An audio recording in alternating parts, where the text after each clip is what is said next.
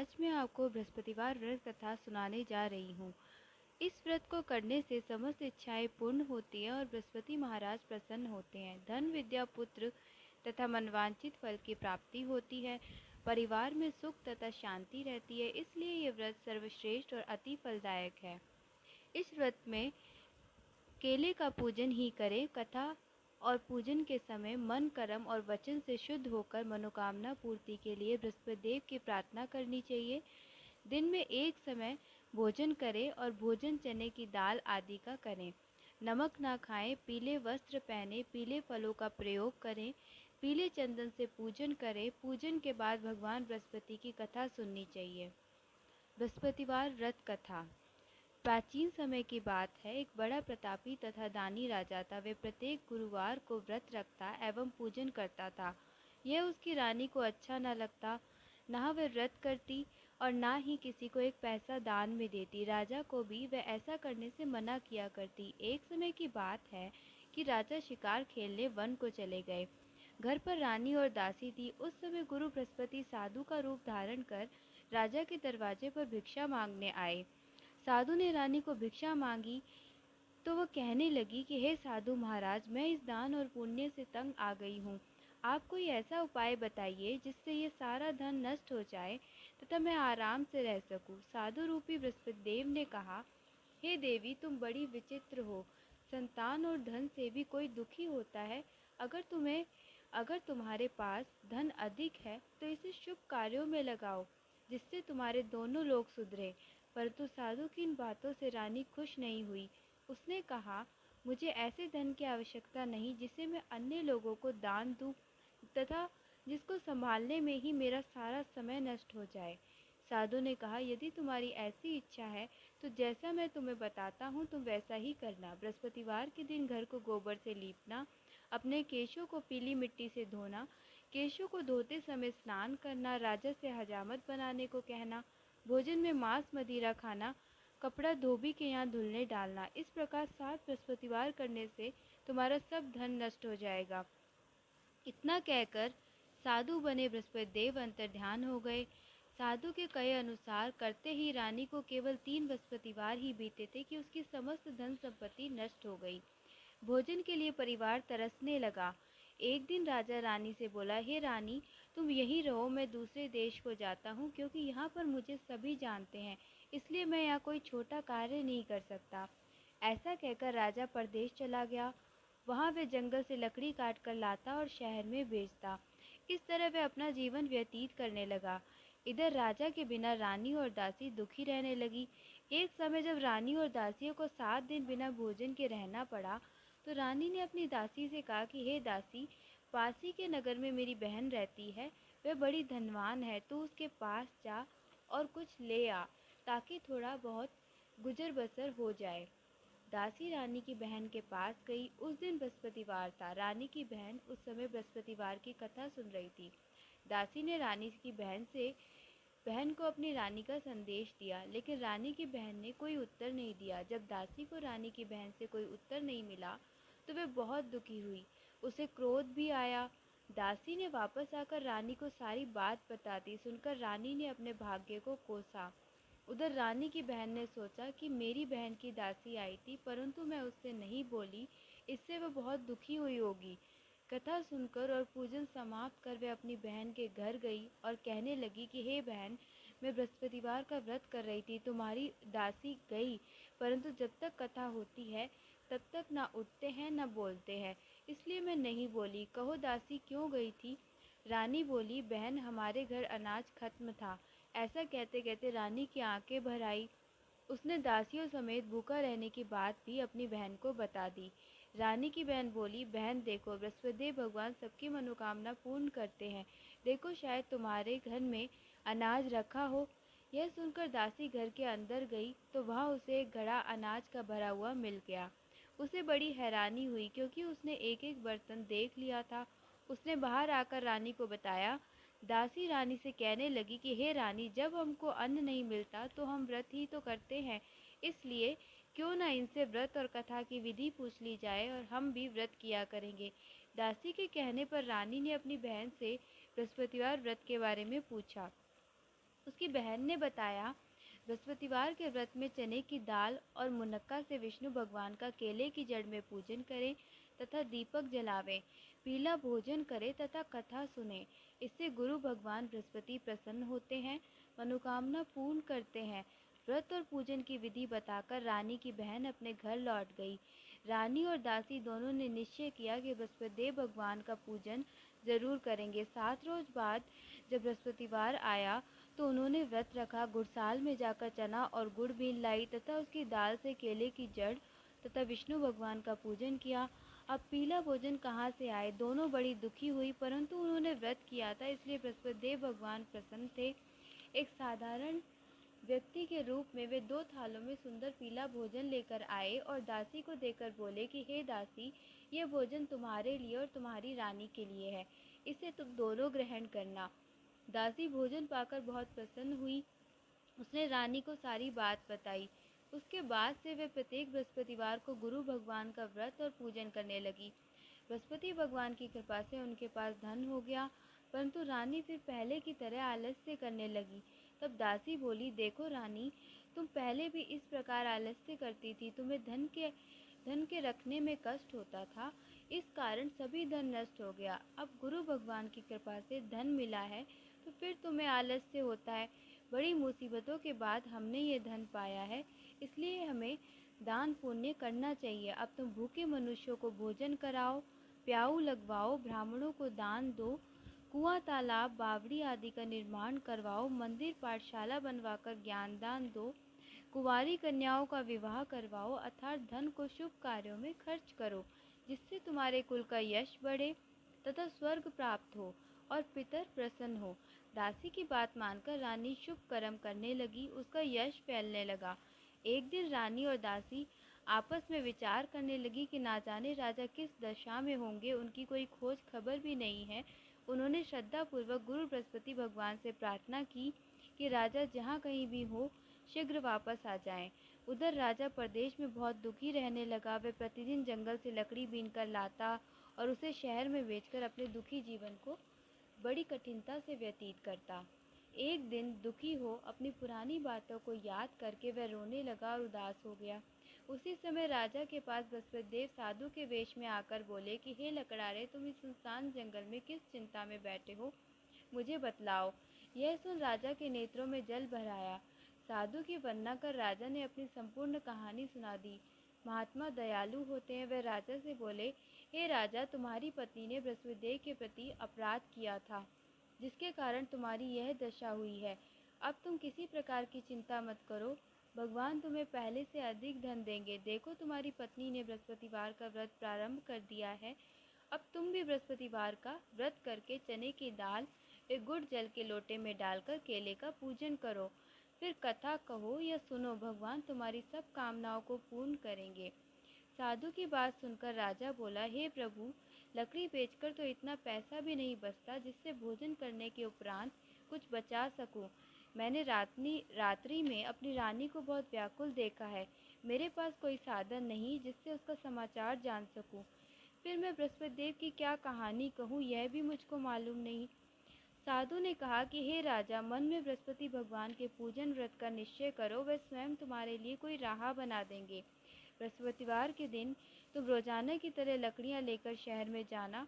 तुम्हें रोज से 2 गुना धन प्राप्त होगा, जिससे तुम भली भांति भोजन कर लोगे तथा बृहस्पति देव की पूजा का सामान भी आ जाएगा। जो तुमने बृहस्पतिवार की कहानी के बारे में पूछा है वह इस प्रकार है। प्राचीन काल में एक बहुत ही निर्धन ब्राह्मण था। उसके कोई संतान नहीं थी। वह नित्य पूजा पाठ करता। उसकी स्त्री न स्नान करती और न ही किसी देवता का पूजन करती। इस कारण ब्राह्मण देवता बहुत दुखी रहते थे। भगवान की कृपा से ब्राह्मण के यहाँ एक कन्या उत्पन्न हुई। कन्या बड़ी होने लगी। प्रातः स्नान करके वे भगवान विष्णु का जप करती, बृहस्पतिवार का व्रत भी करने लगी। पूजा पाठ समाप्त कर पाठशाला जाती तो अपनी मुट्ठी में जौ भर कर ले जाती और पाठशाला जाने के मार्ग में डालती जाती। लौटते समय वही जौ स्वर्ण के हो जाते तो उनको बीनकर घर ले आती। एक दिन वह बालिका सूप में उन सोने के जौ को फटककर साफ कर रही थी कि तभी उसकी माँ ने देख लिया और कहा कि हे बेटी, सोने के जौ को फटकने के लिए सोने का सूप भी होना चाहिए। दूसरे दिन गुरुवार था। कन्या ने व्रत रखा और बृहस्पति देव से सोने का सूप देने की प्रार्थना की। बृहस्पति देव ने उसकी प्रार्थना स्वीकार कर ली। रोजाना की तरह वह कन्या जौ फैलाती हुई पाठशाला चली गई। पाठशाला से लौटकर जब वह जौ बीन रही थी तो बृहस्पति देव की कृपा से उसे सोने का सूप मिला। उसे वह घर ले आई और उससे जौ साफ करने लगी, परंतु उसकी माँ का वही ढंग रहा। एक दिन की बात है, कन्या सोने के सूप में जब जौ साफ कर रही थी तो उस समय उस नगर का राजकुमार वहां से निकला। कन्या के रूप को देखकर वह उस पर मोहित हो गया। राजमहल आकर वह भोजन तथा जल त्याग कर उदास होकर लेट गया। राजा को जब राजकुमार द्वारा अन्न जल त्यागने का समाचार ज्ञात हुआ तो अपने मंत्रियों के साथ वह अपने पुत्र के पास गया और कारण पूछा। राजकुमार ने राजा को उस लड़की के घर का पता भी बता दिया। मंत्री उस लड़की के घर गया और मंत्री ने ब्राह्मण के समक्ष राजा की ओर से निवेदन किया। कुछ दिन बाद ब्राह्मण की कन्या का विवाह राजकुमार के साथ संपन्न हो गया। कन्या के घर से जाते ही ब्राह्मण के घर में पहले की भांति गरीबी का निवास हो गया। एक दिन दुखी होकर ब्राह्मण अपनी पुत्री से मिलने गए। बेटी ने पिता की अवस्था को देखा और अपनी माँ का समाचार पूछा। ब्राह्मण ने सभी हाल कह सुनाया। कन्या ने बहुत सा धन देकर अपने पिता को विदा कर दिया, लेकिन कुछ दिन बाद फिर वही हाल हो गया।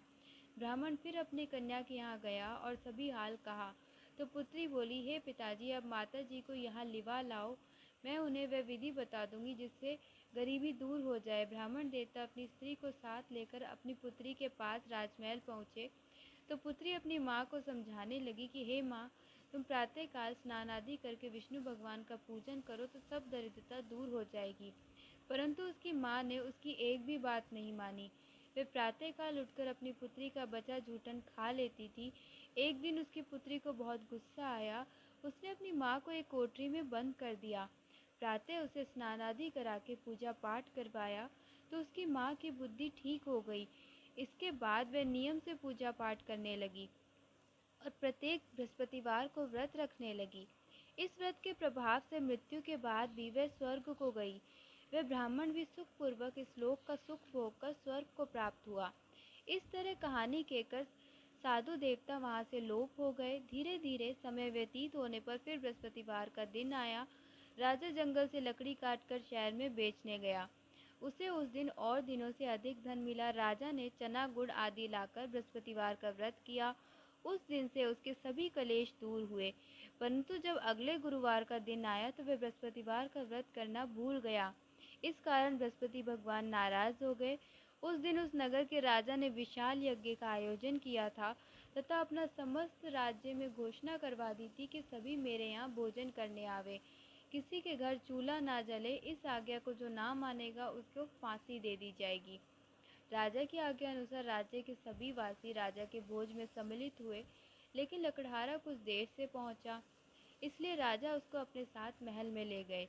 जब राजा लकड़हारे को भोजन करा रहे थे तो रानी की दृष्टि उस खूंटी पर पड़ी जिस पर उसका हार लटका हुआ था। उसे हार खूंटी पर लटका दिखाई नहीं दिया। रानी को निश्चय हो गया कि मेरा हार इस लकड़हारे ने चुरा लिया है। उसी समय सैनिक बुलवाकर उसको जेल में डलवा दिया। लकड़हारा जेल में विचार करने लगा कि न जाने कौन से पूर्व जन्म के कर्म से मुझे ये दुख प्राप्त हुआ है। जंगल में मिले साधु को याद करने लगा। तत्काल बृहस्पति देव साधु के रूप में प्रकट हो गए और कहने लगे कि अरे मूर्ख, तूने बृहस्पति देवता की कथा नहीं की, इसी कारण तुझे दुख प्राप्त हुआ है। अब चिंता मत कर, बृहस्पतिवार के दिन जेल खाने के दरवाजे पर तुझे 4 पैसे पड़े मिलेंगे। उनसे तू बृहस्पति देव की पूजा करना तो तेरे सभी कष्ट दूर हो जाएंगे। अगले बृहस्पतिवार उसे जेल के द्वार पर 4 पैसे मिले। राजा ने पूजा का सामान मंगवाकर कथा कही और प्रसाद बांटा। उसी रात्रि में बृहस्पति देव ने उस नगर के राजा को स्वप्न में कहा कि हे राजा, तूने जिसे जेल में बंद किया है उसे कल छोड़ देना, वह निर्दोष है।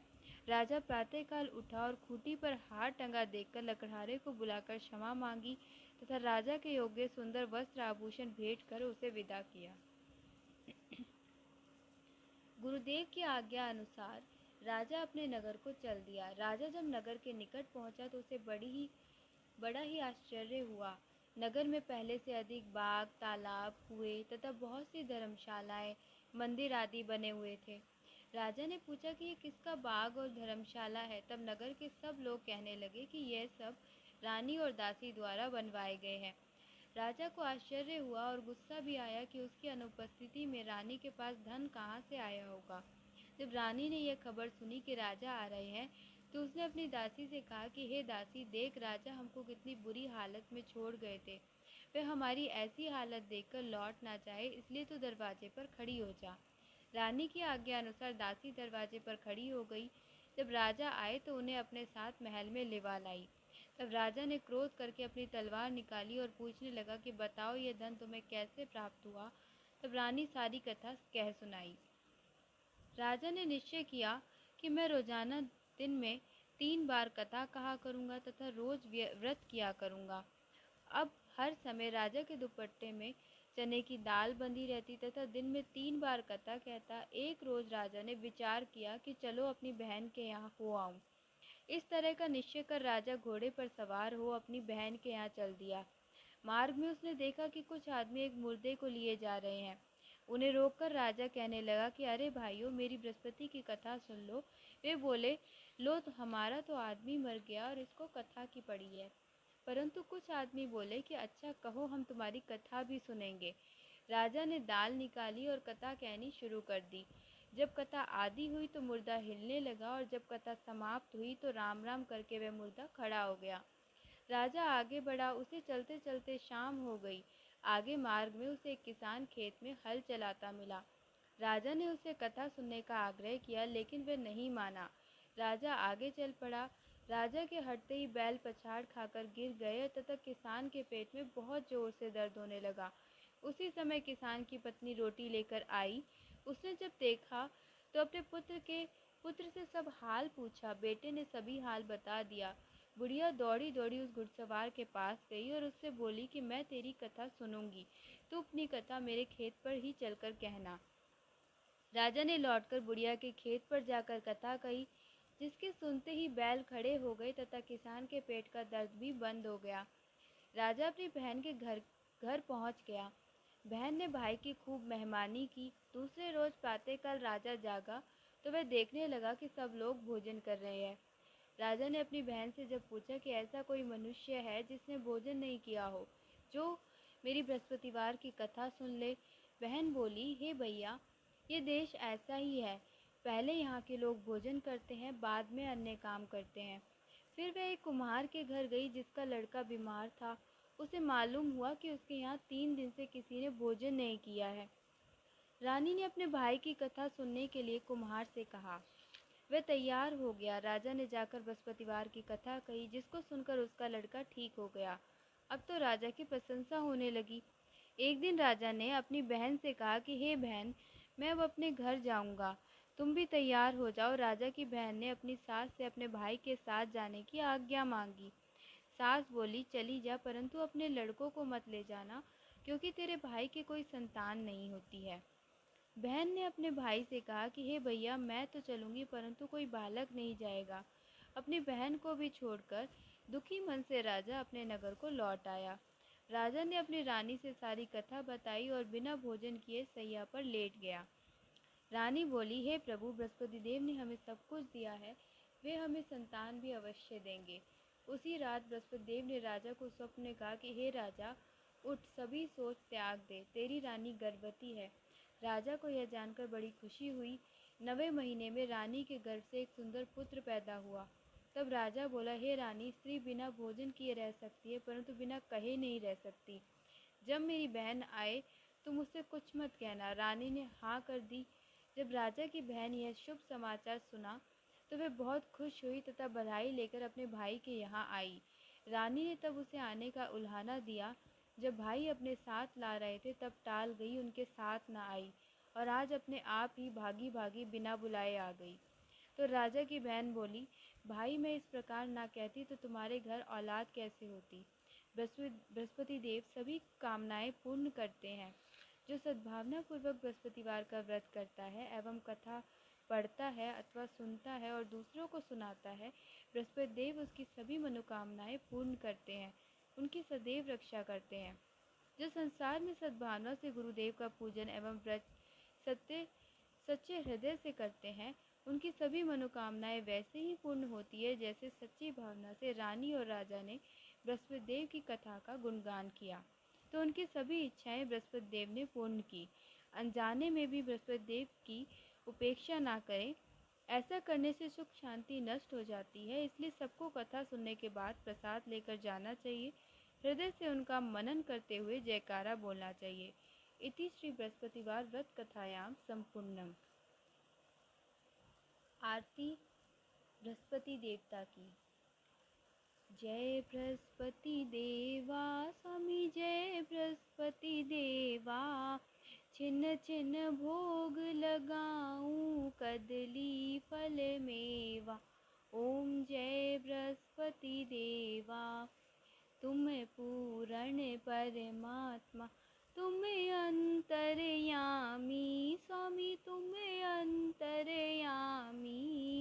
जगत पिता जगदीश्वर, जगत पिता जगदीश्वर, तुम सबके स्वामी। ओम जय बृहस्पति देवा। चरण अमृत निज निर्मल, सब पातक हरता स्वामी, सब पातक हरता। सकल मनोरथ दायक, सकल मनोरथ दायक, कृपा करो भरता। ओम जय बृहस्पति देवा। तन मन धन अर्पण कर, जो जन शरण पड़े स्वामी, जो जन शरण पड़े। प्रभु प्रकट तब हो कर, आकर द्वार खड़े। ओम जय बृहस्पति देवा। दीन दयाल दयानिधि, भक्तन हितकारी स्वामी, भक्तन हितकारी। पाप दोष सब हरता, भव बंधन हारी। ओम जय बृहस्पति देवा। सकल मनोरथ दायक, सब संशय हारो स्वामी, सब संशय हारो। विषय विकार मिटाओ, विषय विकार मिटाओ, संतन सुखकारी। ओम जय बृहस्पति देवा। जो कोई आरती तेरी प्रेम सहित गावे स्वामी, प्रेम सहित गावे। जेठानंद आनंद कर सो पावे। ओम जय बृहस्पति देवा। ओम जय बृहस्पति देवा स्वामी, जय बृहस्पति देवा। छिन्न छिन्न भोग लगाऊं, कदली फल मेवा। ओम जय बृहस्पति देवा। आशा करती हूँ कि आपको कहानी पसंद आए।